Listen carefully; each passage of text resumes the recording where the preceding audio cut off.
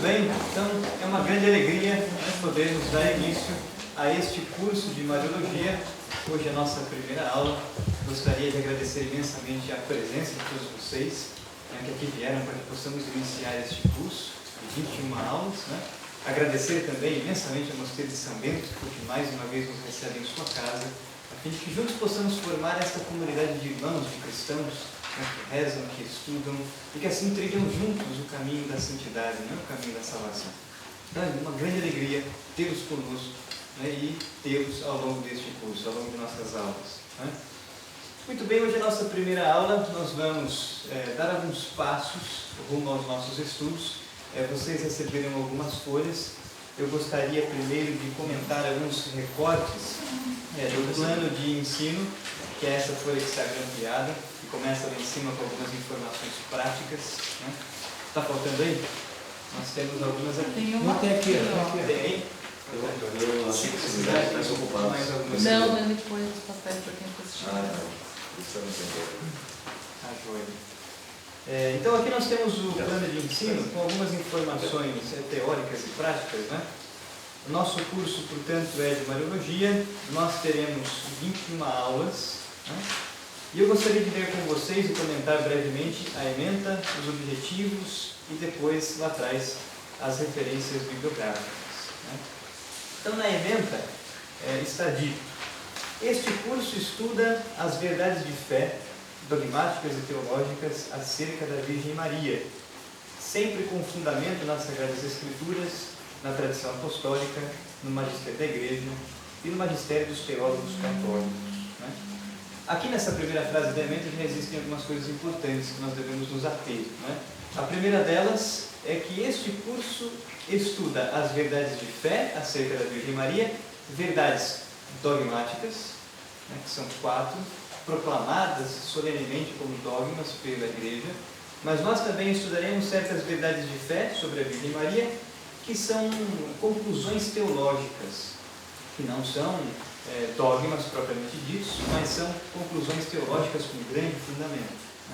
Então é sempre importante fazermos essa distinção entre os dogmas, verdades de fé indubitáveis, e certas conclusões teológicas que nós podemos chegar, mas por especulação, por estudo, pela razão teológica, a razão iluminada pela fé. Nós teremos sempre ao longo de nossas aulas o cuidado de estudarmos com fundamento neste tripé, que é o tripé que sustenta a Igreja Católica, ou seja, as Sagradas Escrituras, a Sagrada Tradição e o Sagrado Magistério da Igreja. São os 3 pilares da Igreja. Nós teremos sempre o cuidado de não dizermos aqui nada que seja da cabeça de alguém, mas nós vamos sempre recorrer à revelação divina, a revelação divina que está contida por escrito nas Sagradas Escrituras, que não está contida por escrito na tradição apostólica, mas ali também nós podemos escolher, buscar verdades de fé reveladas por Deus, e o Sagrado Magistério, que é o responsável por tomar da revelação divina e nos ensinar. Então nós teremos sempre esse cuidado, por isso que também está escrito que nós vamos recorrer ao magistério dos teólogos católicos. Talvez nós pudéssemos colocar aqui católicos com C maiúsculo nos nossos dias. Nós vamos buscar bons teólogos. E quando nós adjetivamos assim, quando nós nos chamamos de bons teólogos, nós estamos querendo dizer que são teólogos fiéis ao magistério da Igreja, fiéis à sã doutrina da fé. Nós não vamos buscar teólogos aqui contrários ao magistério da Igreja. Antes disso, vamos desmascará-los, vamos denunciá-los. Então nós teremos sempre esse cuidado de buscar bons teólogos, teólogos confiáveis, textos confiáveis. As reflexões que este curso propõe estarão concentradas nos dogmas marianos, nas verdades teológicas sobre a Virgem Maria, no culto e na espiritualidade mariana. Então, ao longo destas 21 aulas, nós estudaremos 4 coisas. É isso que também está dito um pouco abaixo nos objetivos.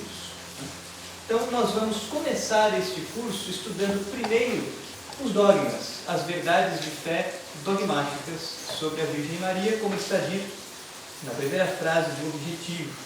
Estudar com certa profundidade os 4 dogmas marianos: Mãe de Deus, a virgindade perpétua, a Imaculada Conceição e a Assunção de Maria aos céus. Estes são os 4 dogmas, as 4 verdades de fé sobre a Virgem Maria, nas quais não existe dúvida alguma. O Magistério da Igreja já se pronunciou sobre tudo isso, né? No entanto, vale a pena fazer uma nota de rodapé aqui. Nós iremos estudar estes dogmas na ordem cronológica das proclamações feitas pela Igreja ao longo da história da Igreja, né? Existe uma outra maneira de estudarmos esses dogmas, que é como ele vai acontecendo cronologicamente na vida da Virgem Maria, né? Então, o primeiro deles seria a Imaculada Conceição, depois a Virgindade Perpétua, depois Mãe de Deus e, por fim, a Assunção de Maria aos céus. Essa seria a ordem cronológica, como estas coisas vão acontecendo na vida da Virgem Maria.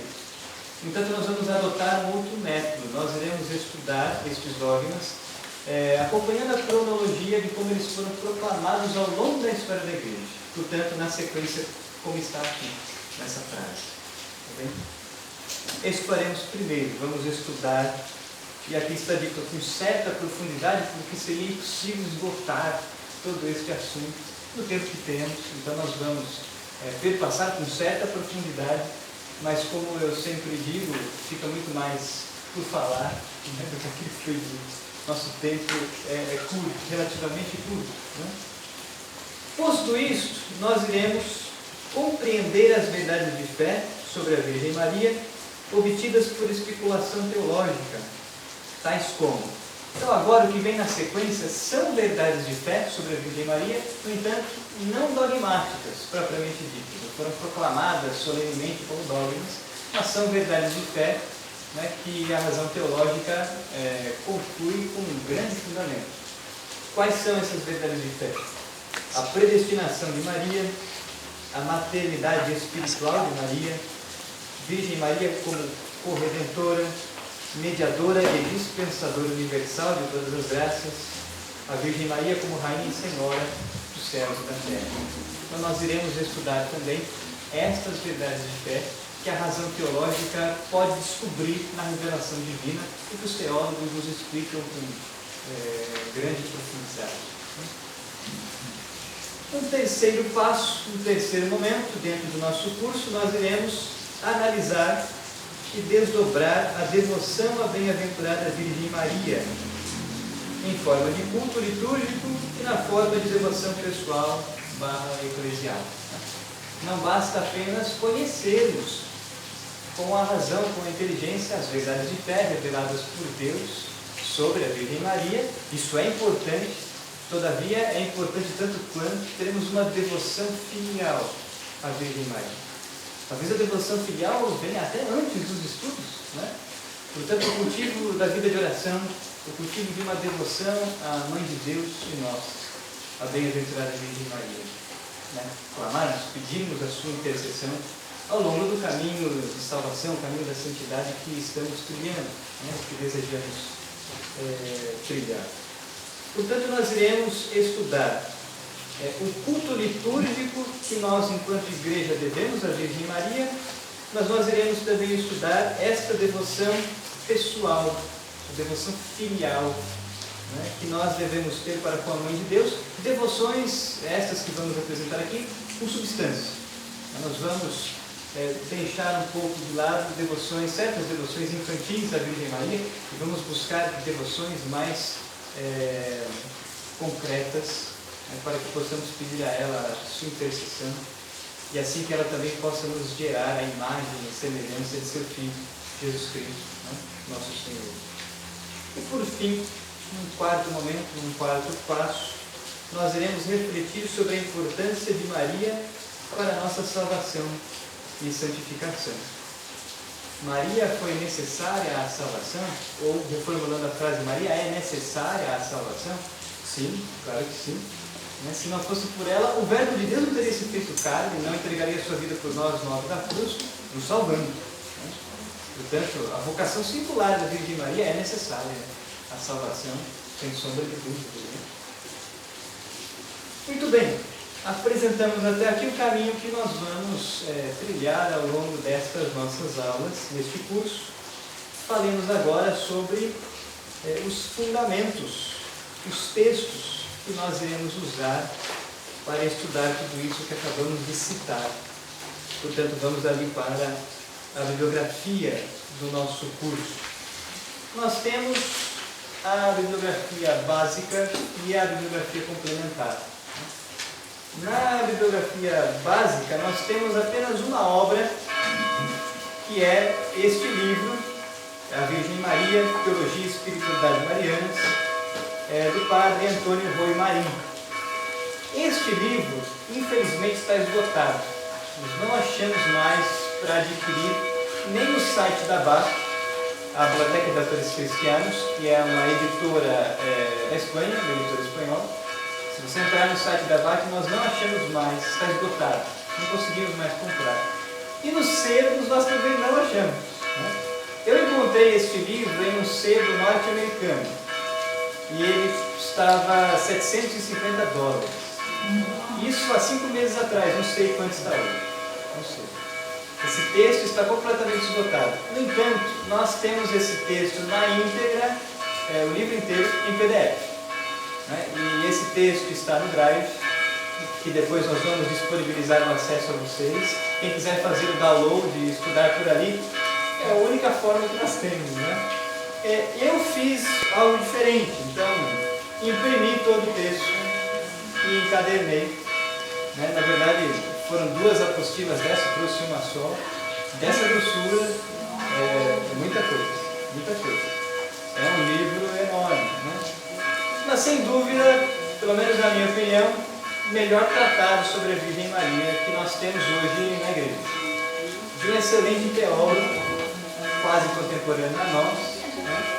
Que é o padre Antônio Rui Marinho. Então quem quiser também fazer esse tipo de coisa, né?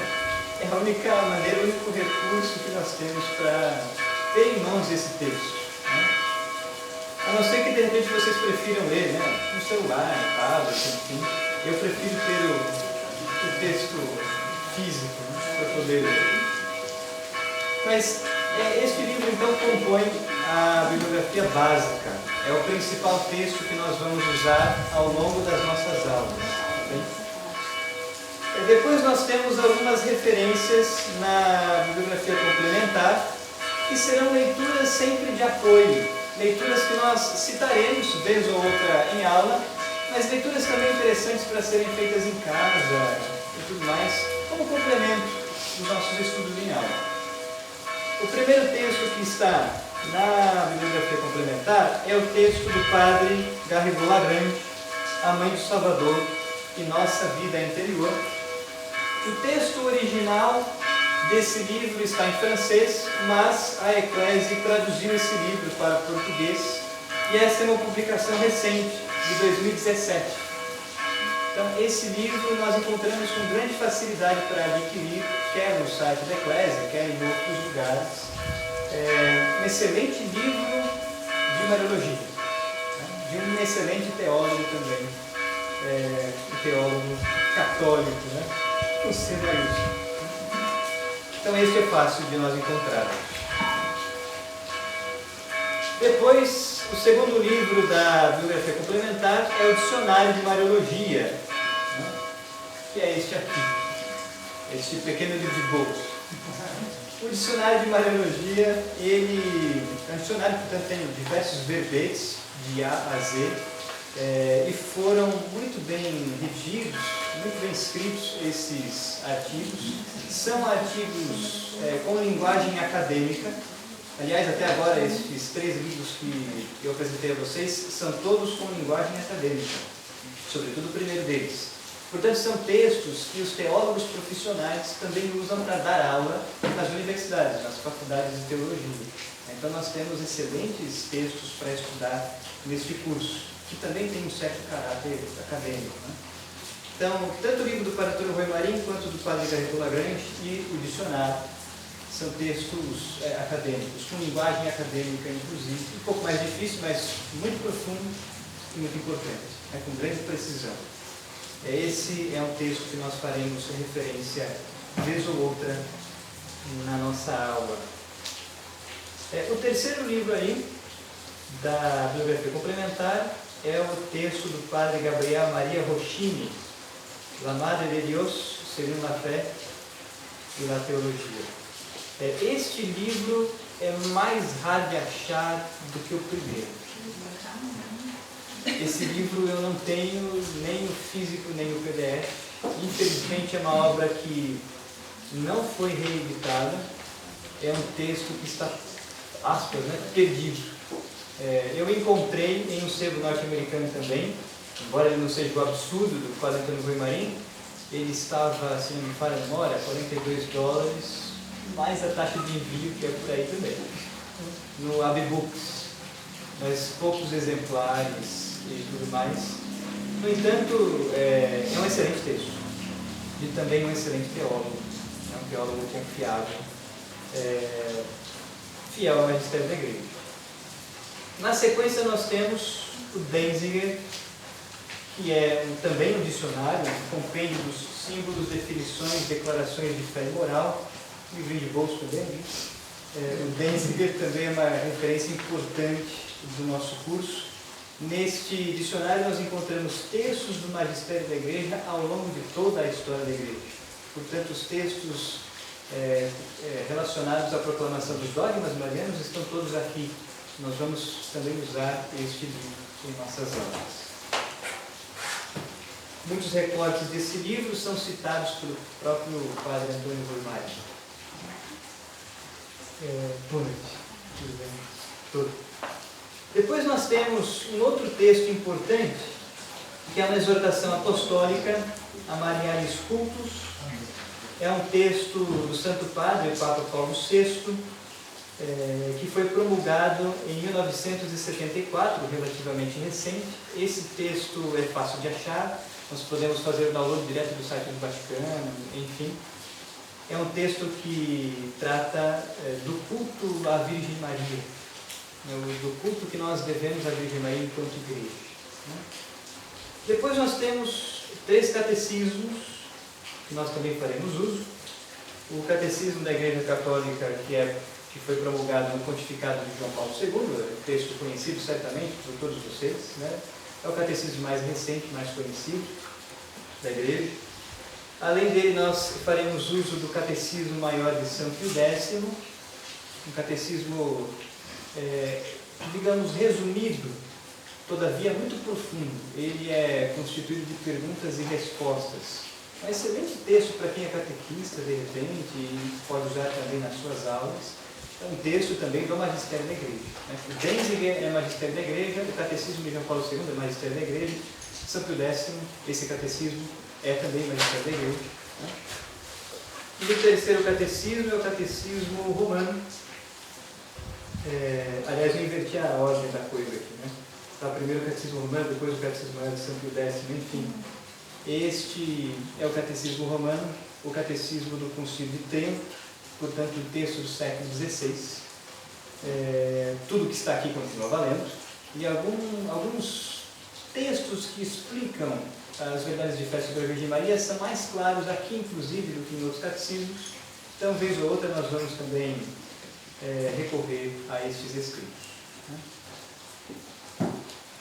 Posto isto, na sequência, nós temos aqui a Suma Teológica de Santo Tomás de Aquino, que é também um excelente texto. O próprio padre Antônio Rui Marim, que está na biografia básica, é um teólogo tomista.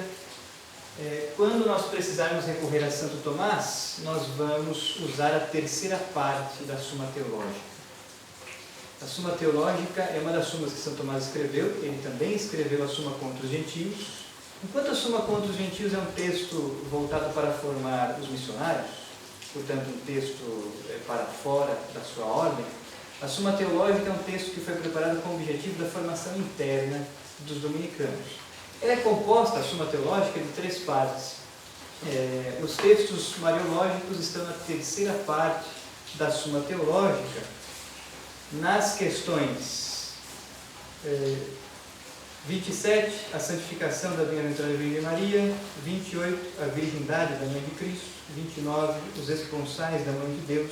30, a anunciação da bem-aventurada Virgem. 31, matéria da qual foi concebido o corpo do Salvador. 32, princípio ativo da concepção de Cristo. 33, o modo e a ordem da concepção de Cristo. 34, a perfeição da prole concebida. 35, o nascimento de Cristo. As questões seguem e nós vamos até a 39. São textos de Santo Tomás, da Suma Teológica, onde nós teremos suas explicações a respeito tanto dos dogmas quanto das verdades de fé da Virgem Maria. Então, quando precisarmos fazer uso da Suma Teológica, nossas citações se concentrarão neste trecho, né, dos textos tomistas. Né? Na sequência, nós temos a constituição dogmática do Concílio Ecumênico Vaticano II, a Lumen Gentium, ou Luz dos Povos, né? Foi publicada pelas Paulinas, este livrinho. É uma constituição dogmática do último concílio, o Vaticano II. É um dos principais textos do Vaticano II, porque é uma constituição dogmática. Tudo que está dito aqui é dogma da Igreja. Né? Tudo que está dito aqui é de fé dogmática. Né? E aqui na Lumen Gentium nós temos um capítulo inteiro dedicado à bem-aventurada Virgem Maria, que é o capítulo 8, que nessa edição começa na página 86. Vocês poderão encontrar o Lumen Gentium quer nesse formato, quer dentro do compêndio do Concílio Vaticano II. Aqui nós temos todos os textos, não apenas as constituições dogmáticas, mas os decretos, declarações, outras coisas estão aqui. E é claro, vocês podem também fazer download desses textos no site do Vaticano. Lá nós também encontramos. Né?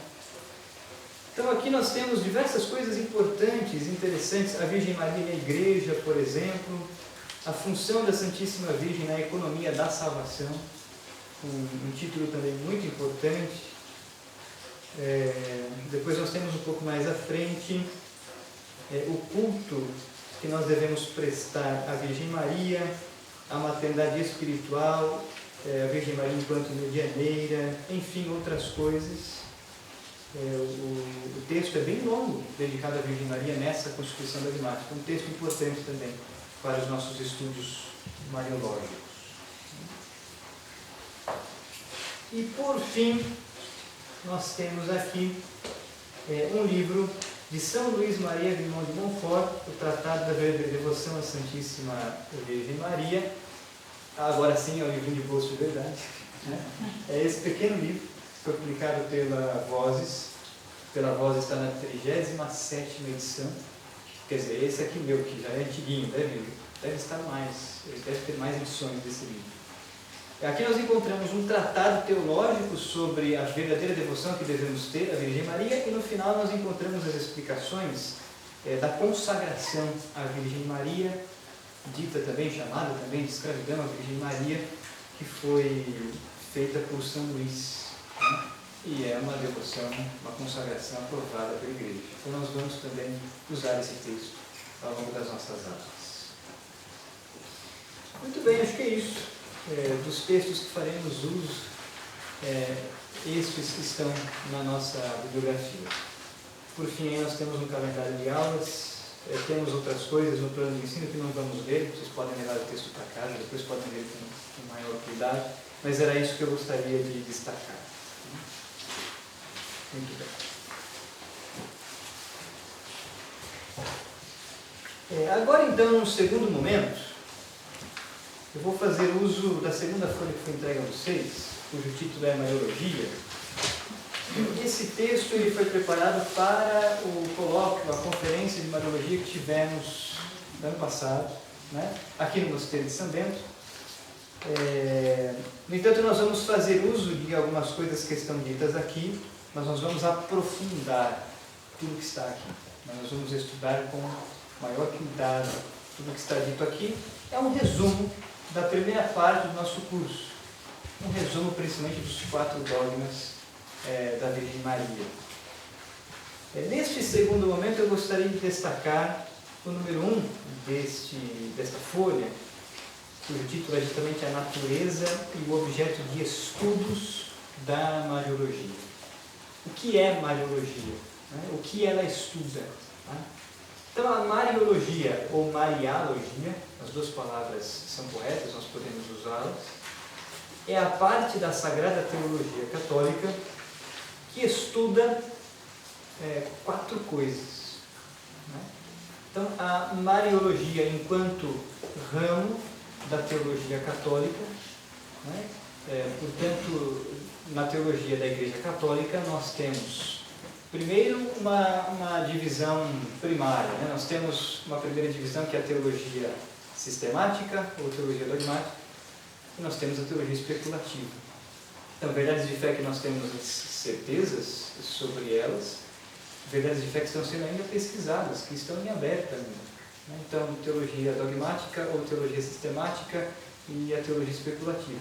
A teologia sistemática, por sua vez, se subdivide em diversos outros ramos. Um deles é a Mariologia.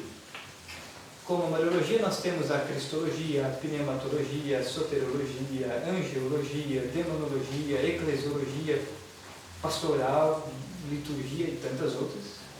Teologia cética e mística, enfim. A Mariologia, portanto, é um dos ramos da teologia sistemática, que pertence à teologia católica, e que estuda 4 coisas. A primeira delas, a Mariologia estuda a pessoa da Virgem Maria. Quem foi ela, sua história. Aliás, no início deste livro, do Padre Antônio Goimarim, nós temos aqui um capítulo inteiro dedicado a uma biografia da Virgem Maria. Interessante isso, porque, como é que conseguiram dizer algo sobre a vida da Virgem Maria? É possível. O Padre Antônio Goimarim recolhe aqui fontes primárias, que é justamente a revelação divina, o que está dito nas Sagradas Escrituras, o que está dito na tradição da Igreja, mas também fontes secundárias, que são os padres da Igreja, os padres apostólicos, que conheceram diretamente os apóstolos, os padres apologistas, a patrologia grega e latina, mas também outros textos, inclusive os apócrifos, que não são textos nos quais está a revelação divina, mas são textos que têm fragmentos históricos. Alguns dos quais nós temos mais certeza do que outros. Mas o Padre Antônio Goimarim faz questão de sempre dizer de onde ele tirou todas essas informações que ele vai apresentando acerca da vida, da biografia de Nossa Senhora. Então, o primeiro capítulo desse livro é muito interessante. A Mariologia, portanto, estuda isto, a pessoa da Virgem Maria. Um segundo objeto de estudos, a Mariologia estuda a natureza de sua vocação singular.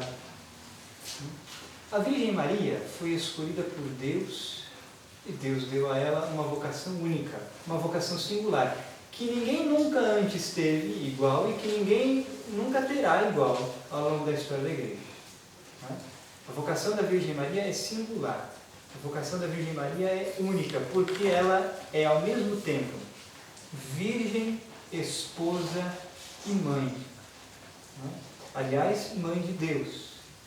A Virgem Maria é a única que nós poderíamos chamar de sacerdotisa, propriamente dita. Porque a Virgem Maria foi a única mulher que nos deu Cristo, para ser adorado, glorificado, para morrer por nós, ressuscitar, a fim de nos salvar. Então, neste sentido, ela acumula em si, inclusive, a vocação sacerdotal.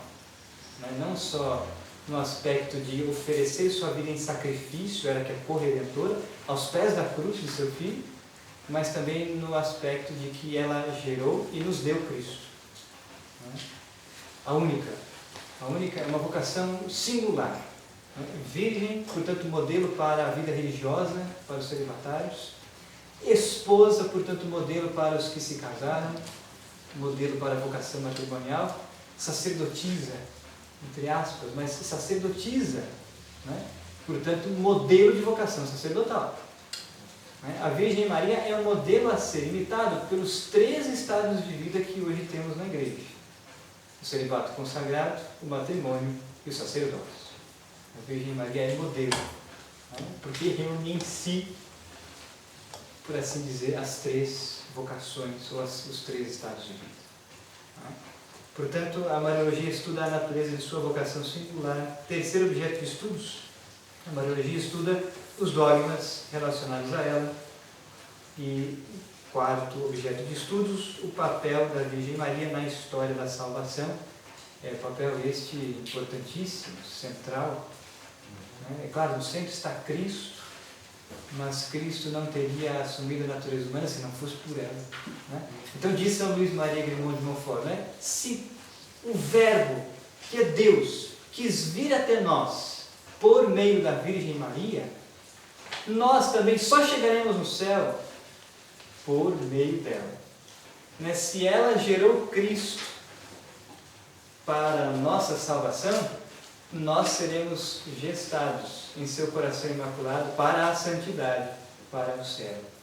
Esse é o sentido, um dos sentidos que São Luís dá à sua devoção à Virgem Maria. Por isso a Igreja chama a Virgem Maria de porta do céu. Sua intercessão é extremamente importante para a nossa salvação, sem dúvida alguma. Portanto, a Mariologia é uma disciplina da ciência sagrada. Ciência sagrada é uma outra expressão para a Sagrada Teologia. Né? E este é um ramo da teologia, uma disciplina da teologia formalmente distinta das outras. Então, cada um dos ramos da teologia tem o seu objeto de estudos. Enquanto a Cristologia estuda a pessoa de Cristo, enquanto a pneumatologia estuda o Espírito Santo, enquanto a soteriologia estuda a salvação, a eclesiologia estuda a igreja, cada ramo com o seu objeto de estudos, a Mariologia tem um objeto de estudos distinto de todos os outros ramos. Muito bem. Tudo bem até aqui? Tranquilo? Dito isto, então, nós já vamos arregaçar as mangas e começar nossos estudos. Né? A partir de agora, sem tempo a perder, né? Temos que aproveitar ao máximo o tempo que temos. Né? Então, a partir de agora, nós vamos começar a estudar os dogmas da Virgem Maria. Portanto, a partir deste momento, nós vamos já começar os estudos do primeiro objetivo do nosso curso. Tá? Já dissemos, então, são 4 os dogmas da Virgem Maria: Theotokos, Mãe de Deus, né? A perpétua virgindade da Virgem Maria, a Imaculada Conceição e a Assunção de Nossa Senhora aos céus. Nós iremos, portanto, começar os estudos desses 4 dogmas. Antes de entrarmos no primeiro, Theotokos, cabe aqui uma interrogação. O que é um dogma?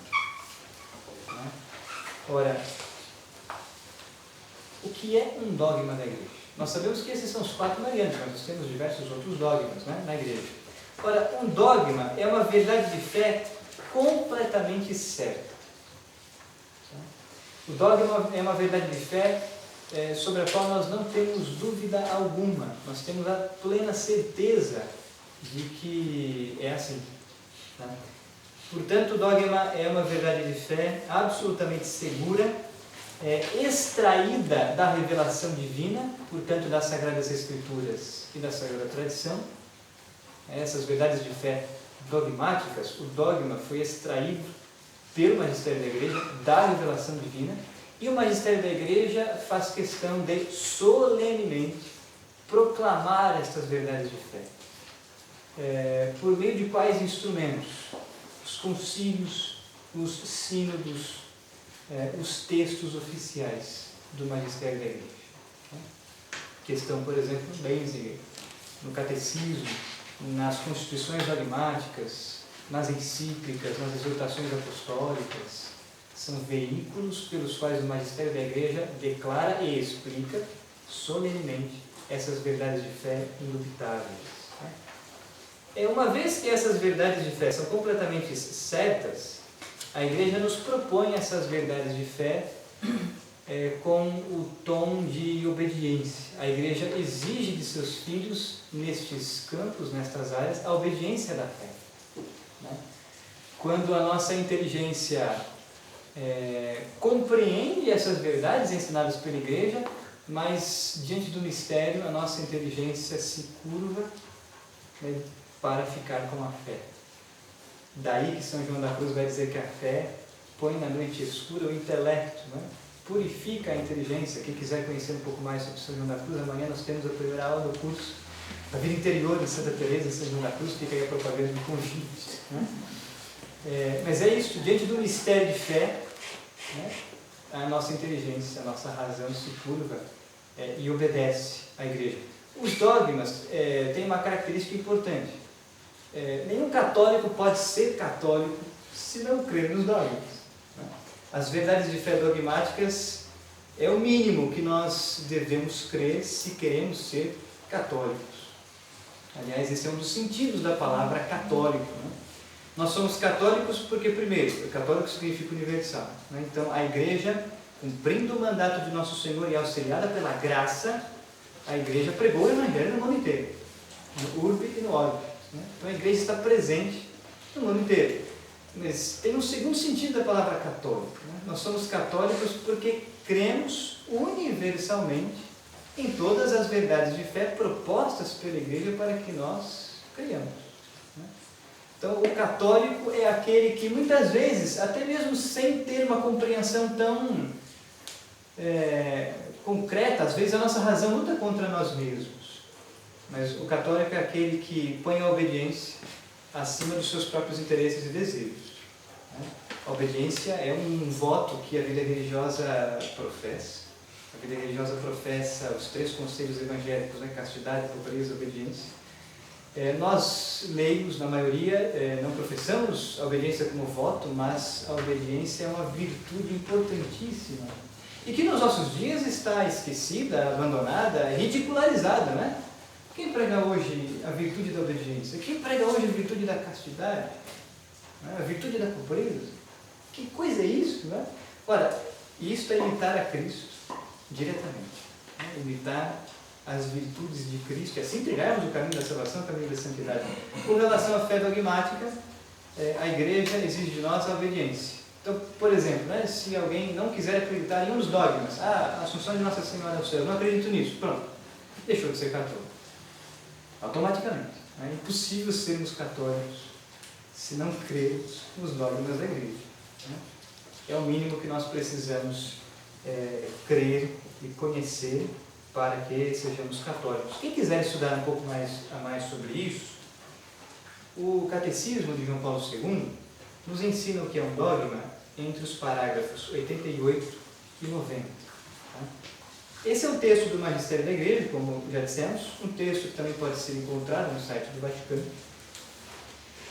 O título desse fragmento é justamente os dogmas da fé, parágrafo 88, 89 e 90. Eu vou ler um pequeno recorte desse texto. Então, o parágrafo 88 diz o seguinte: o Magistério da Igreja empenha plenamente a autoridade que recebeu de Cristo quando define dogmas.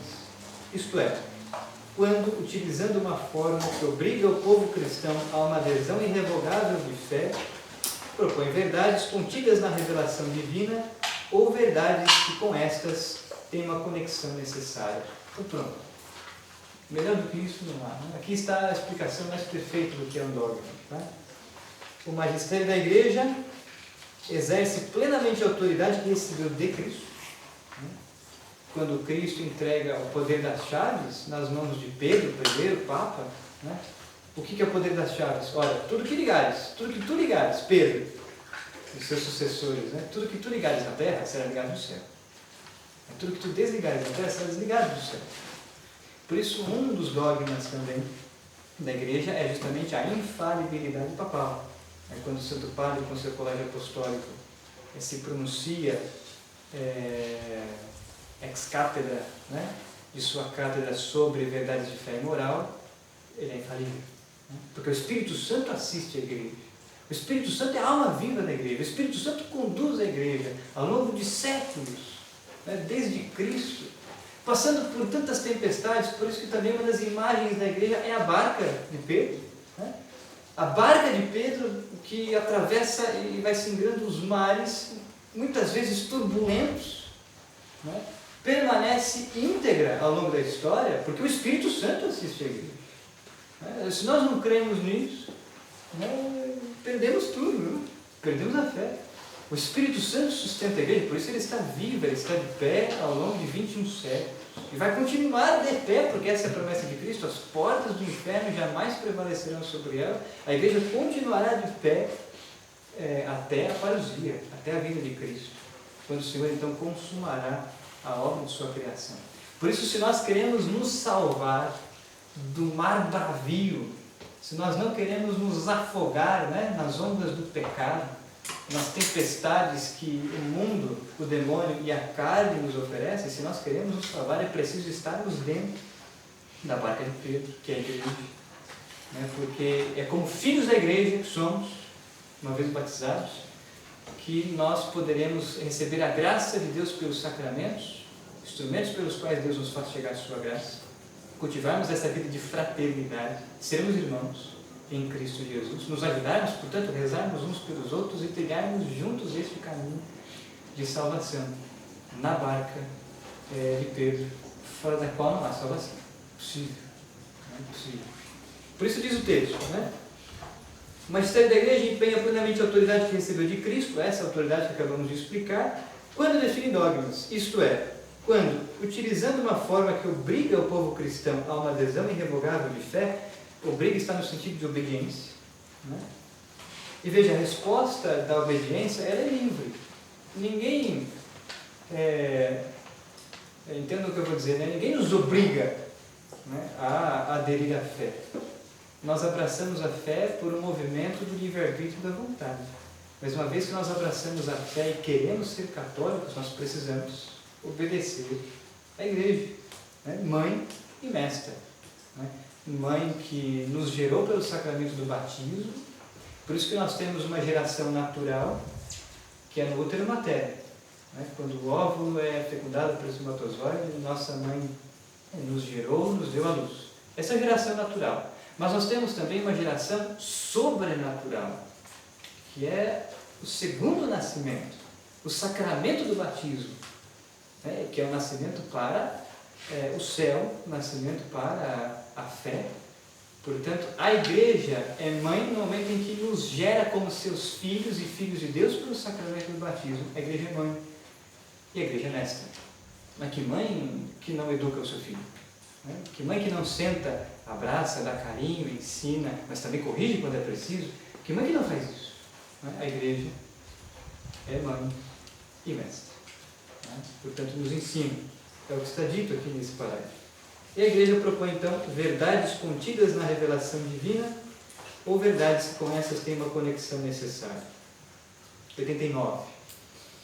Há uma conexão orgânica entre nossa vida espiritual e os dogmas. Ou seja, não há como cultivarmos a vida interior, a espiritualidade, trilharmos um caminho concreto de santidade sem o alicerce dogmático. Não tem jeito. Tá? Nosso fundamento, nossas raízes estão nos dogmas. Os dogmas são luzes no caminho de nossa fé que iluminam e tornam seguro a nossa vida. Na verdade, se nossa vida for reta, nossa inteligência e nosso coração estarão abertos para acolher a luz dos dogmas da fé. Né? E muita gente pode de repente pensar, né? Mas os dogmas nos aprisionam, né? Os dogmas nos colocam numa caixinha, num quadradinho, de tal forma que nós não podemos pensar nada fora o que está dito pelo magistério da igreja. Aliás, eu ouvi isso de diversos seminaristas quando eu cursei teologia, né? O pessoal da faculdade, né, acha que virou Deus, né? Então pode começar a fazer teologia independente do magistério da igreja. Olha, esse é um pressuposto completamente errado. É impossível fazer teologia, boa teologia, desvinculado do magistério da igreja. Impossível. Né? No entanto, tem muita gente por aí tentando fazer isso. Tentando, né? Não sei se consegue. Aliás, sei, não consegue. Né? Enfim, mas os dogmas não são prisões. Os dogmas não nos colocam num quadradinho. Pelo contrário, os dogmas nos iluminam. Né? Os dogmas iluminam a reta intenção, a reta razão, um coração reto que está aberto para acolher a verdade. Sempre a verdade, sem relativizar a verdade. Né? acolher a verdade, amar a verdade, viver segundo a verdade. E a verdade não é uma construção filosófica, a verdade é uma pessoa. Eu sou o caminho, a verdade e a vida. A verdade é Cristo. Portanto, a teologia busca investigar e conhecer com grande profundidade quem é Deus, quem é Cristo e, portanto, tudo o que Ele nos revelou, sobretudo na plenitude dos tempos, no Novo Testamento. Inclusive, alguns dogmas eles ficaram séculos, né, para serem Sim, firmados, não foram de um dia para o outro. e muitos dogmas, para serem proclamados, antes teve muita briga no bom sentido, não é? Muita briga no sentido de muitos debates, muitas reflexões, muitos confrontos filosóficos, teológicos, até que a igreja chegou então na proclamação de um dogma. Aliás, alguns dogmas teve essa briga intelectual, mas também teve briga de verdade também. O primeiro dogma mariano, o Theotokos, saiu pancadaria mesmo, literalmente. Literalmente, a coisa não foi fácil. Não é? A igreja, que é sábia, sabe esperar até que tudo se esclareça e ele possa então proclamar com grande certeza estas verdades de fé. Tá bem? Muito bem, então esse é o texto do Catecismo sobre os dogmas. Posto isto, então, nós vamos agora começar nossos estudos acerca do primeiro dogma da Bem-aventurada Virgem Maria. Nós vamos falar agora sobre o dogma Theotokos. Nós vamos falar agora sobre esta verdade de fé proclamada pela Igreja: Maria é Mãe de Deus. É sobre isso que vamos começar a tratar agora e nós vamos mais algumas aulas. Eu vou usar alguns fragmentos desse texto, a segunda folha que foi entregue a vocês, mas eu não vou me ater a ler tudo que está aqui, depois vocês podem ler com mais cuidado em casa. Mas ali na letra A, então, do número 3, Maria é Mãe de Deus, este é o dogma mais antigo proclamado pela Igreja. Este dogma, este título da Virgem Maria como Mãe de Deus, foi proclamado solenemente pelo Concílio de Éfeso, no dia 22 de junho do ano de 431, quando era Santo Padre, o Papa Celestino I. Então este é o dogma mais antigo da Igreja e é um dogma mariológico-cristológico. Esse é um dogma que está muito ligado à cristologia, porque não há como proclamarmos que a Virgem Maria é Mãe de Deus se antes não crermos que Cristo é Deus. Portanto, é um dogma muito ligado à cristologia. No começo aí da letra A, nós temos uma explicação que também foi posta aqui na lousa. Essa é uma palavra grega, Theotokos. Theotokos nós costumamos traduzir literalmente como portadora de Deus. Essa palavra grega pode ser fragmentada, pode ser dividida em outras duas, as duas palavras que deram origem a essa, Theos, Deus, Oikos, que significa casa, habitação, templo. Maria foi tudo isso, Maria foi casa de Deus, Maria foi habitação de Deus, templo de Deus. Nós costumamos afirmar que Theotokos é o título da Virgem Maria enquanto portadora de Deus. Como está também explicado na frase que segue. Assim a Igreja afirma e ensina como verdade de fé que a Virgem Maria é portadora de Deus, casa de Deus, morada de Deus, ou seja, Maria é Mãe de Deus, a verdadeira arca da nova e eterna aliança. Então, nós podemos aqui traçar um paralelo e fazermos uma analogia da antiga aliança, o Antigo Testamento, e da nova e eterna aliança, o Novo Testamento. Se no Antigo Testamento nós temos a arca da aliança, dentro da qual Moisés colocou as tábuas da lei e depois também foi posto ali o seu cajado. Aliás, São João da Cruz diz que nesses dois objetos estão prefigurados Cristo. nas tábuas da lei está prefigurado o Evangelho, no cajado de Moisés, que também foi posto ali, está prefigurada a cruz de Cristo. Vai explicar esse mundo da cruz nos seus cânticos espirituais. Mas da mesma forma, de maneira análoga, né, fazendo uma analogia, como no Antigo Testamento a Arca da Aliança continha o texto da lei, da primeira aliança, a Virgem Maria é qual uma nova arca, da nova e eterna aliança, que não carrega mais dentro de si objetos materiais, tão somente, mas carrega dentro de si o próprio Deus. Né? Gerou Deus, Cristo, o Verbo feito carne, né?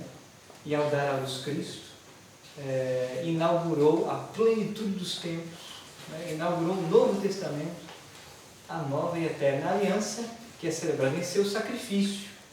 Se no Antigo Testamento nós tínhamos diversos sacrifícios, né? Um deles, por exemplo, o sacrifício expiatório, no Novo Testamento nós também temos um sacrifício. O sacrifício do Cordeiro de Deus que tira o pecado do mundo. O sacrifício que Cristo fez de sua vida no alto do madeiro da cruz. Sua paixão, morte e ressurreição. Portanto, a cruz é qual um altar. Né? A cruz é um altar no qual se entregou em sacrifício ele que é ao mesmo tempo sacerdote, altar e cordeiro. Né? Então, a nova aliança é selada, é celebrada neste sacrifício de Cristo, cujo sangue derramado no alto do madeiro da cruz nos salvou. Né? Cristo nos salvou, Cristo nos libertou da morte eterna, que é o inferno. Cristo nos salvou, Cristo nos libertou do pecado mortal. E nos deu vida nova, nos deu a esperança da salvação, né? Do céu, da visão beatífica. Nos deu esta esperança cristã da vida eterna, né? Da contemplação de Deus face a face. E Cristo não veio nos libertar de um poder político, econômico opressor. Né? Tem gente por aí que fica fazendo teologia desvairada, né? Cristo, é claro, sua doutrina, seu evangelho ilumina a vida social. Por isso a igreja tem a doutrina social. Né?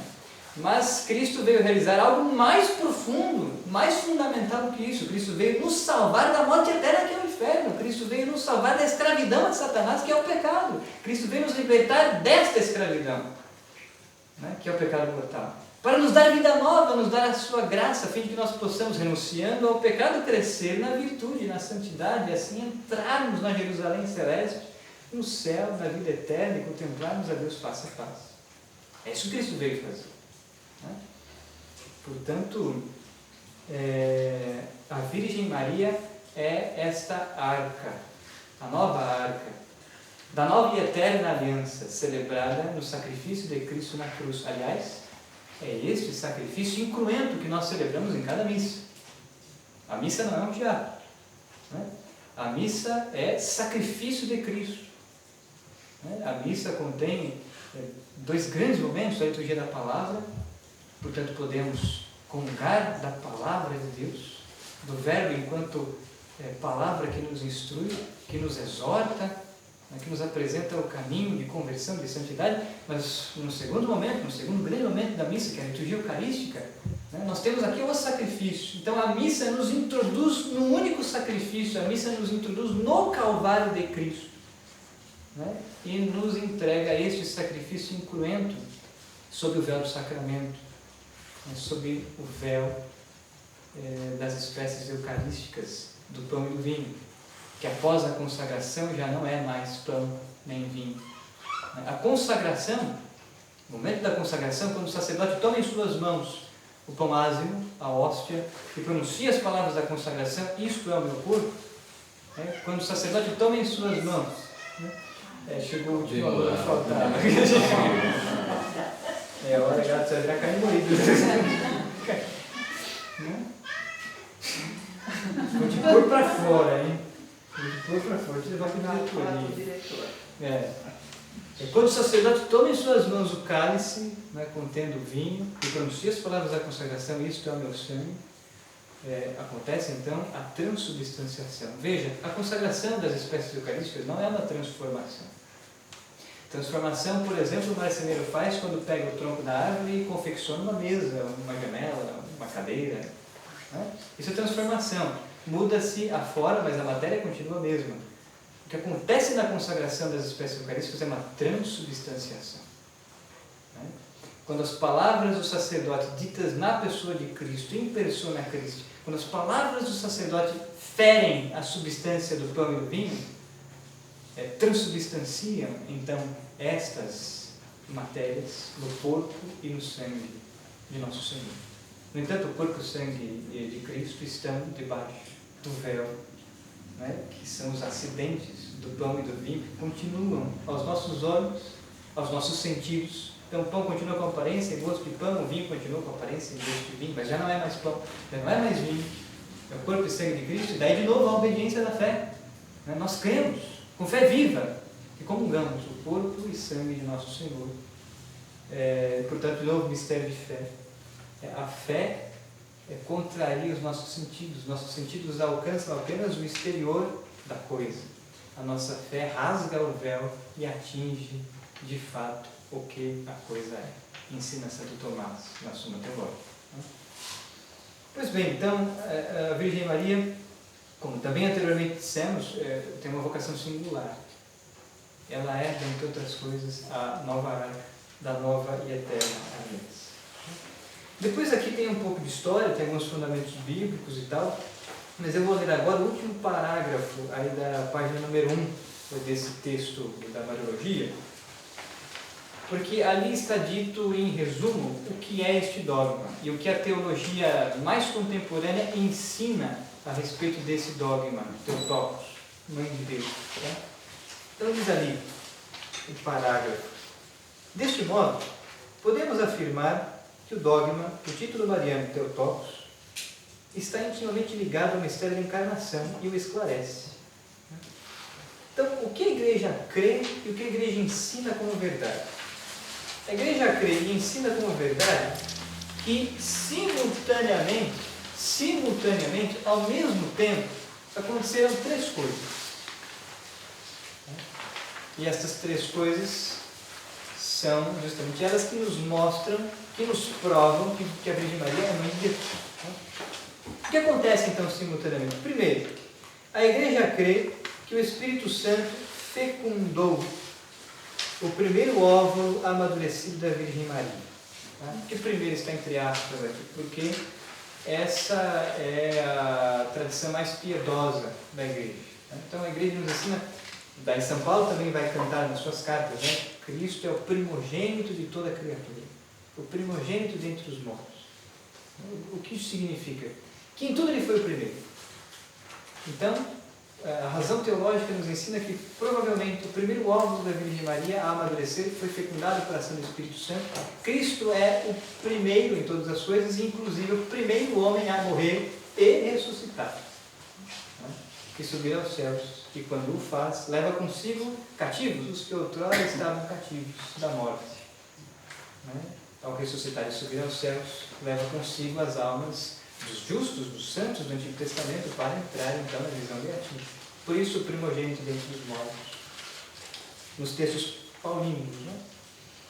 Então, três coisas acontecem simultaneamente. A primeira delas, o Espírito Santo fecunda provavelmente o primeiro óvulo da Virgem Maria amadurecido. Então vocês já podem perceber que a concepção de Cristo é um milagre. Portanto, o óvulo da Virgem Maria não foi fecundado pelo espermatozoide, proveniente de homem. Essa fecundação não foi natural, ela foi sobrenatural. Ela é obra da graça. Essa fecundação foi operada, foi realizada por ação extraordinária da graça, pelo Espírito Santo. Isso é um milagre. Então, os teólogos mais recentes, mais contemporâneos a nós, dizem o seguinte: o Espírito Santo completa no óvulo da Virgem Maria os cromossomos que faltavam. Isso é fecundação. Então o Espírito Santo completa os cromossomos que faltavam, fecundando o óvulo da Virgem Maria, portanto, corpo. matéria. Ao mesmo tempo, Deus, enquanto Trindade, Deus criou a partir do nada uma alma espiritual e infundiu neste corpo a alma de Cristo. Tá? A Donum Vitae, que é uma instrução da Congregação para a Doutrina da Fé, bem recente a nós, na década de 90, a Donum Vitae nos ensina justamente isso. Em que momento surge a alma? Ora, no momento em que o óvulo é fecundado, é nesse instante, simultaneamente a isso, que Deus, enquanto Trindade, cria a partir do nada uma alma e a infunde no corpo. Por isso a igreja crê que a partir da fecundação nós temos vida humana, imagem e semelhança de Deus. Por isso a igreja sempre foi e sempre será contra o aborto, desde esse momento, da fecundação. E vejam que fecundação é diferente de nidação. Já explicamos isso em outros cursos, em outros momentos. A fecundação é quando o óvulo é fecundado, mas o óvulo ainda vai colar na parede do útero. Isso é nidação. Tá? A igreja crê que nós já temos corpo e alma, imagem e semelhança de Deus, portanto dignidade humana, desde o instante da fecundação. No caso de Cristo, acontece simultaneamente primeiro a fecundação do óvulo da Virgem por ação extraordinária da graça, por obra do Espírito Santo. Simultaneamente a isto, Deus, enquanto Trindade, cria a partir do nada a alma espiritual de Cristo que a infunde no corpo. E, simultaneamente a isso, ao mesmo tempo, o Verbo, segunda pessoa da Trindade, Deus, se une ao corpo e à alma. Então nós temos, no útero da Virgem Maria, acontecendo o mistério da encarnação. Por isso ela é a arca da nova e eterna aliança. É dentro dela que acontece isso. Em seu útero virginal, em seu útero sagrado, acontece o quê? A natureza humana de Cristo se une à natureza divina em uma única pessoa. Então, em Cristo, nós temos uma única pessoa, uma única personalidade, um único sujeito. Em Cristo nós temos uma única pessoa, mas nesta pessoa nós temos a união de duas naturezas distintas. A natureza humana, corpo e alma, e a natureza divina, o Verbo, que está unido ao corpo e à alma desde esse instante da fecundação. Eu queria entender esse nada. O nada. Isso significa o quê? Deus cria a alma não de uma substância pré-existente. Primeiro que Deus não cria a alma humana a partir da sua própria substância. Não é isso. Deus não cria a alma humana a partir de outra substância imaterial, como os anjos. Deus não cria a alma humana a partir de uma substância material. E não há pré-existência das almas, como afirmaram os platônicos e os neoplatônicos, ali no século III, século IV. Sobretudo os neoplatônicos, com Amônio Sacras, Plotino, Porfírio, afirmavam o quê? Que a alma possuía uma pré-existência antes da sua união com o corpo.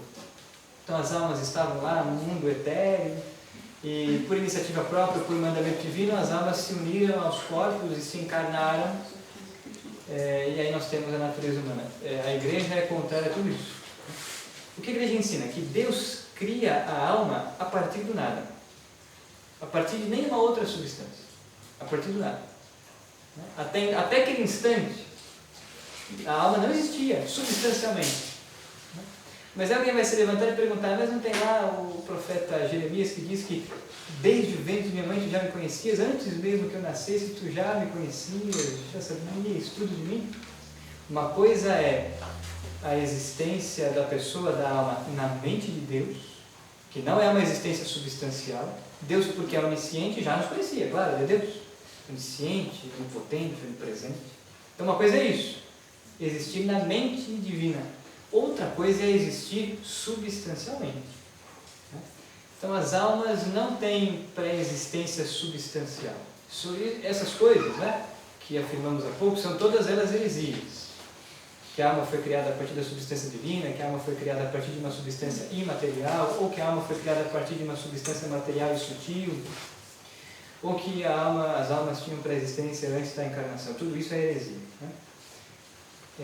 A igreja crê e professa esta fé. Né? Deus cria a alma humana a partir do nada e a infunde no corpo nesse instante da fecundação. E a alma é uma substância imaterial. A alma humana é puro espírito. Não há matéria alguma, não há matéria sutil, portanto é também uma falha, né? Pensarmos, imaginarmos que a alma seja constituída de uma matéria sutil, de uma energia, tudo isso também é heresia. A alma é puro espírito, uma substância imaterial. Né? E diferentemente dos anjos, porque o mundo angélico foi tirado por Deus também a partir do nada, mas Deus criou todos os anjos que existem ao mesmo tempo. Portanto, um anjo não gera outro anjo. Os anjos são incapazes de terem filhos, por assim dizer, né? Porque isso não está na sua natureza. Portanto, diferentemente dos anjos que Deus criou todos ao mesmo tempo, simultaneamente a partir do nada, e são eles puro espírito, a alma humana, Deus a cria a partir do nada e infunde no corpo ao longo da história, ao longo do tempo. Por isso nós afirmamos que Deus é o único ser simultaneamente transcendente e imanente. Deus está fora do tempo, Deus é eterno, né? Imaterial, imutável, Deus é transcendente a toda a sua criação, mas ao mesmo tempo Deus é imanente. Em que sentido? Primeiro, no sentido de que Ele criou todas as coisas materiais e Ele age na história. Né? Segundo, que o próprio Verbo se fez carne, habitou entre nós, e Cristo foi também um ser histórico. Cristo existiu historicamente, pelo amor de Deus. Né? Cristo existiu concretamente, historicamente. Portanto, o eterno entrou no tempo. Né? O imensurável se tornou fragmento. Né? E essas palavras não são minhas, são de João Paulo II. Né? João Paulo II também vai dizer que Cristo é o rosto divino do homem, o rosto humano de Deus. Um mistério tremendo, o mistério da encarnação. Este dogma da Virgem Maria enquanto Mãe de Deus, é um dogma que tange este mistério da encarnação, portanto ele está muito ligado à cristologia. Né? Não sei se deve ter. Portanto, simultaneamente, o óvulo da Virgem é fecundado por ação do Espírito Santo.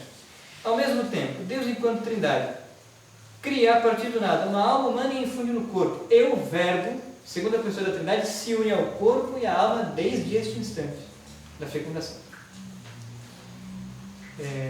É isso que acontece. Essas três coisas acontecem ao mesmo tempo, simultaneamente no ventre, no útero da Virgem Maria. O Verbo se faz carne. Todavia, como duas naturezas, a natureza humana e a natureza divina, estão unidas em uma única pessoa e a Virgem Maria gerou a pessoa de Cristo, ora, a Virgem Maria é mãe de Cristo. Se Cristo é Deus, logo a Virgem Maria é mãe de Deus. A Virgem Maria é mãe de Deus não porque Cristo tomou dela a sua divindade, não é isso. A Virgem Maria é mãe de Deus porque ela gerou a única pessoa de Cristo na qual estão unidas, a natureza humana e a natureza divina. Portanto, ela é mãe de Deus. Né? E aqui se faz importante uma distinção que está muito ligada necessariamente ao dogma da Santíssima Trindade. Dogma do qual nós recentemente tivemos uma conferência aqui no Mosteiro e falamos sobre isso. Aí vai a pergunta teológica. Né?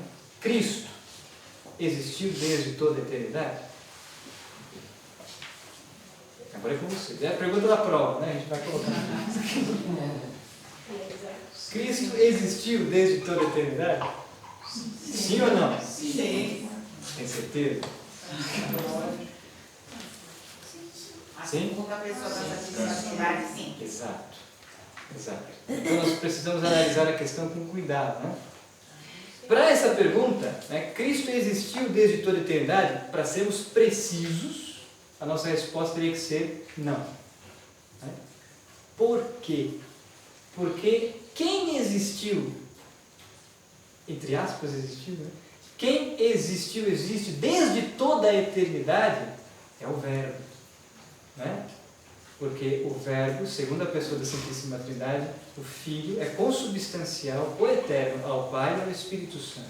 Então, na eternidade, né, antes, e o antes aí vai entre aspas também, porque as palavras humanas não são capazes de expressar esse mistério tão imenso, né? Antes de Deus criar qualquer coisa, inclusive o tempo, porque o tempo é criatura também de Deus, antes, portanto, antes entre aspas, porque não havia tempo, né? Você vai dar alta dele agora? Esse gato está abusado, né? Olha aí. Na eternidade, né, o Pai gerou o Verbo, né, por ação do seu intelecto, e o Espírito Santo procede do Pai e do Filho. Né? Então nós temos essas duas emanações, ou duas processões das pessoas divinas na Trindade, na eternidade. Tá? Então o Verbo, o Filho, é consubstancial ao Pai e ao Espírito, portanto coeterno ao Pai e ao Espírito. No entanto, Cristo é uma palavra que, a rigor, nós usamos para designar o Verbo encarnado. Tá? E a encarnação do Verbo se dá na história, se dá no tempo. A natureza humana de Cristo é temporal.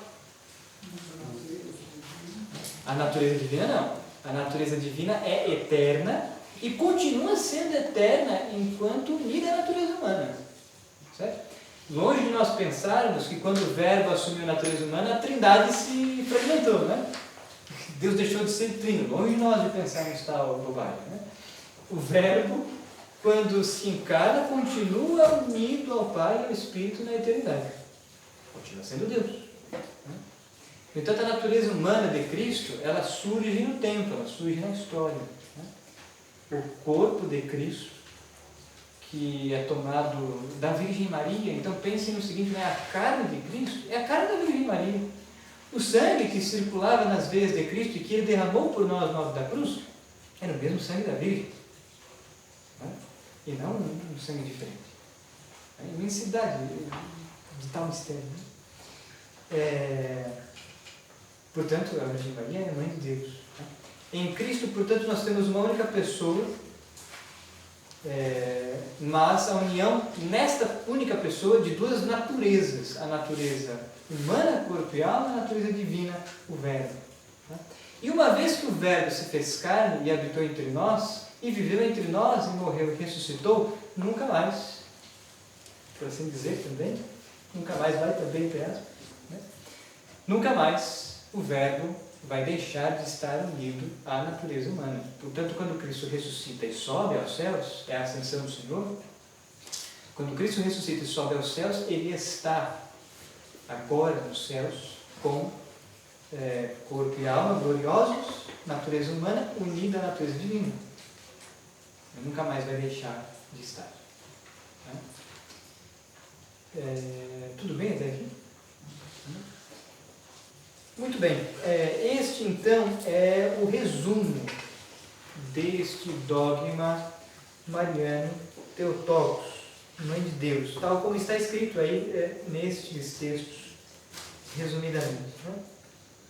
Então, para retomarmos e concluirmos a ideia, a Igreja crê que simultaneamente o Espírito Santo fecundou o primeiro óvulo amadurecido da Virgem Maria. 1. Né? 2. Simultaneamente, Deus criou a partir do nada a alma humana e espiritual de Cristo, que é infundido no corpo. 3. O Verbo de Deus se uniu à alma e ao corpo de Cristo desde o momento da fecundação. Assim temos a união da natureza divina à natureza humana na única pessoa de Cristo. E aí vai algumas referências do magistério da Igreja para provarmos o que está sendo dito aqui. Né? Tudo isso que estamos afirmando não é da cabeça do professor, nem da cabeça de alguém por aí. É o que a Igreja pensa. Né? É o que a Igreja pensa. A Igreja crê. Uma outra coisa importante a se dizer aqui com relação ao mistério da encarnação é o seguinte: muitos, ao longo da história da Igreja, muitos hereges ao longo da história da Igreja, né, quiseram afirmar que em Cristo não havia alma, né, que o Verbo fazia o papel da alma. Então nós temos o corpo que é animado pelo Verbo, por Deus. Isso é heresia. Né? Outros quiseram dizer que Cristo tinha uma alma, mas apenas com potências inferiores, potências vegetativas, sensitivas, locomotoras, apetitivas, mas que na alma de Cristo não existiam as potências superiores de inteligência, vontade e memória, e que o Verbo substituía essas potências. Isso também é heresia. Tá? Se Cristo assumiu a natureza humana íntegra, Cristo foi homem como nós. A única coisa que em Cristo nós não encontramos e que em nós achamos é o pecado. Mas, aliás, Cristo, aí outra pergunta teológica, né? Cristo poderia pecar se quisesse? É uma pergunta bem provocadora, né? Ora, em Cristo nós temos o livre-arbítrio da vontade, tal como nós o temos em nós. Né? Então, em Cristo existia a capacidade para pecar, no entanto, ele nunca pecou. Na Virgem Maria também existia o livre-arbítrio, a capacidade para pecar, no entanto, a Virgem Maria nunca pecou. Daí a virtude da obediência. Exato. Daí essa união profunda com Deus. Né? Então, em Cristo, nós encontramos plenamente a natureza humana tal como nós a temos. Né? Em Cristo nós temos um corpo, carne e ossos, e Cristo tomou a natureza humana da descendência de Adão, ou seja, Cristo se cansava, Cristo se feria, Cristo precisava comer, Cristo também fazia suas necessidades como nós, homem, em tudo homem como nós. Se não fosse assim, ele não teria sangrado, não teria sofrido no seu calvário. Portanto, em Cristo nós temos corpo, carne e ossos, mas em Cristo nós temos também alma humana, com todas as potências humanas. Então, em Cristo nós temos a operação das potências sensitivas, os 5 sentidos externos, os sentidos internos, tato, olfato, audição, visão, paladar, os sentidos internos, o sentido comum, a imaginação e a fantasia, a memória imaginativa, a cogitativa, os sentidos internos. Em Cristo nós temos paixões completamente ordenadas, que são as potências inferiores da alma, mas em Cristo nós temos também inteligência, vontade e memória, livre-arbítrio, né? Natureza humana. Para Cristo as duas capacidades, a ordinária e a extraordinária, de conhecer as coisas. Né? Como ele tinha a alma. Exato. Perfeito. Então, em Cristo nós temos as operações ordinárias da epistemologia e em Cristo nós temos as operações sobrenaturais do conhecimento. Ele é Deus, consubstancial ao Pai e ao Espírito Santo. Certo? Então, em Cristo nós temos essas duas operações epistemológicas, né? A natural e a soberana, sem dúvida alguma. Por isso que quando, por exemplo, vamos fazer uma distinção, né? Cristo no Evangelho nós o vemos sondando e perscrutando o coração das pessoas e revelando coisas, né? Que as pessoas pensavam que eram da vida interior das pessoas. Por que ele faz isso? Porque ele é Deus. Mas, por exemplo, outros santos ao longo da história da igreja, os santos ao longo da história da igreja, como por exemplo São Padre Pio de Pietrelcina, possuíam dons místicos extraordinários. São Padre Pio, por exemplo, tinha o dom da penetração dos espíritos. Ou seja, em confissão, muitas vezes ele começava a falar dos pecados que a pessoa não falou, não confessou. Começava a revelar essas coisas que estavam apenas na vida interior da pessoa. Qual é a diferença? Cristo conhece o que se passa na mente e no coração das pessoas porque ele é Deus. E para Deus a nossa consciência é transparente. Né? Deus conhece tudo que nós pensamos, toda a nossa consciência. Agora, nos santos, isso é um dom místico extraordinário.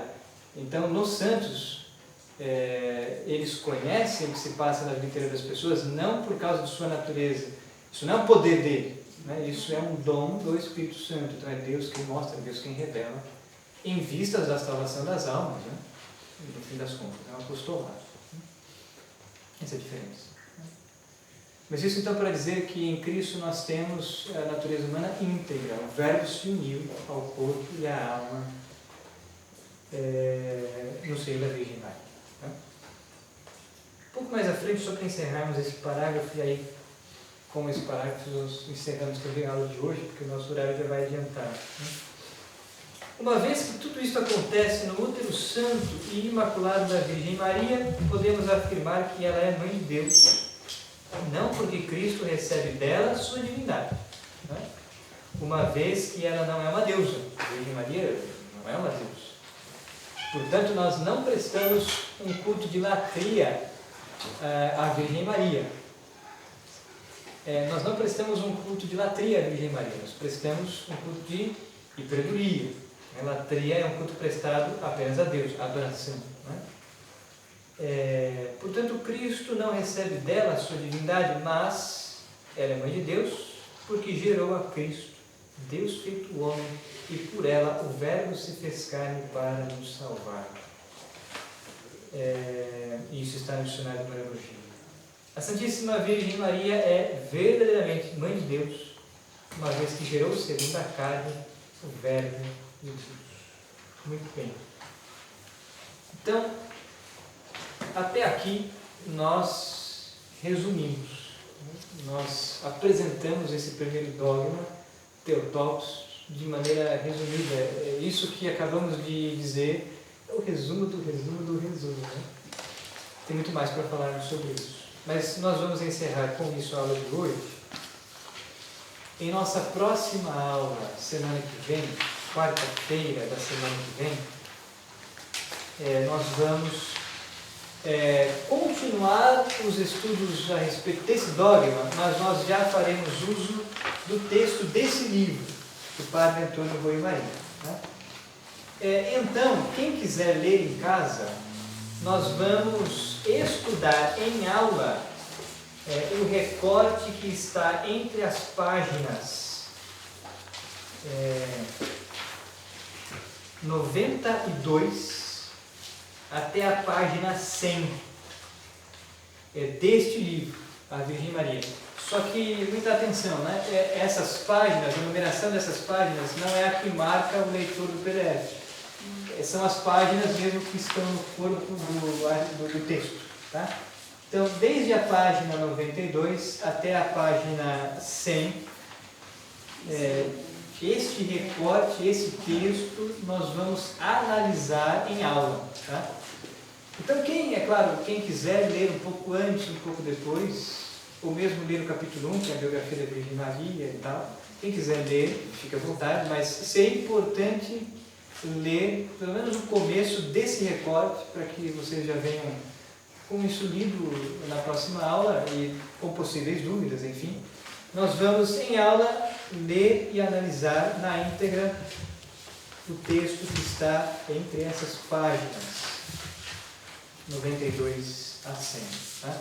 Esse é um texto que não tem tradução em português. Então, o texto está em espanhol, é o original. O Padre Antônio Rui Maria escreve em espanhol. Então, é o único texto que temos. Nós vamos ler em aula e fazer uma tradução simultânea e analisar esse texto aqui para estudarmos o dogma Theotokos, Maria enquanto Mãe de Deus. Nós vamos, portanto, ler em aula e analisar esse texto, e nós vamos fazer uso de outros livros, citações breves, enfim, para analisarmos este primeiro dogma, isso que faremos, então, na próxima aula, a partir da próxima aula. Algumas informações práticas, eu vou deixar aqui na lousa o meu telefone celular particular, tá? Que é 11 95875 9926.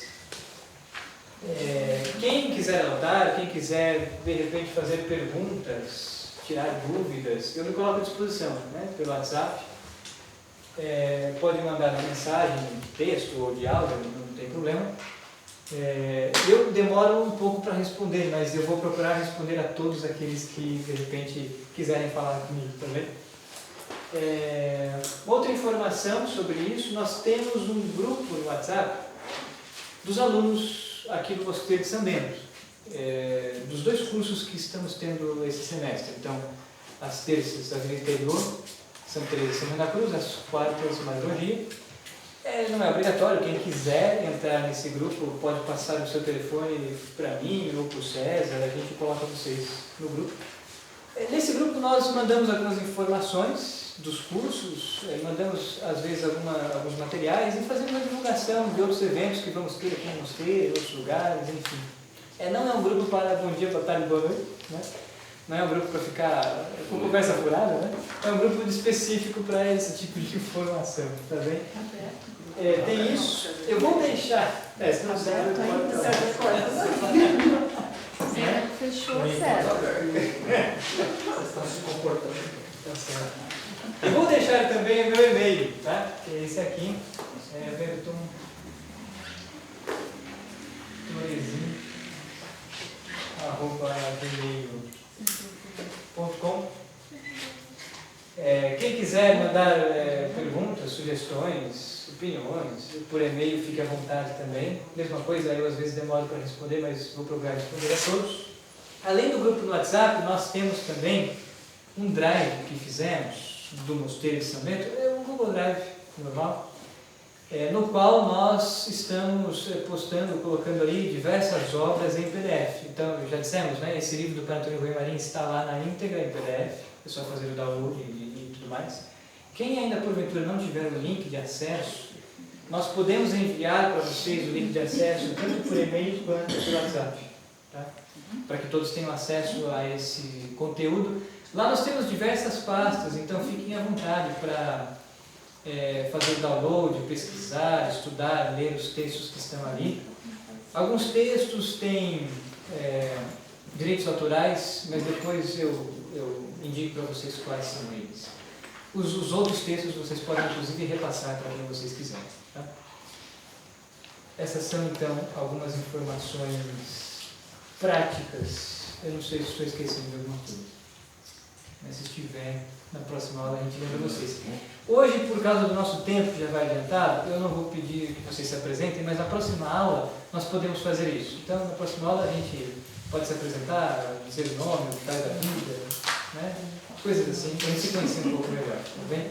E também no final da aula, quem tiver alguma dúvida, que quiser conversar, eu posso ficar aqui por um certo tempo. Muito obrigado, né, pela presença de todos vocês. Nos vemos semana que vem, no mesmo bate-canal, no mesmo bate-canal. Talvez no bate-sala.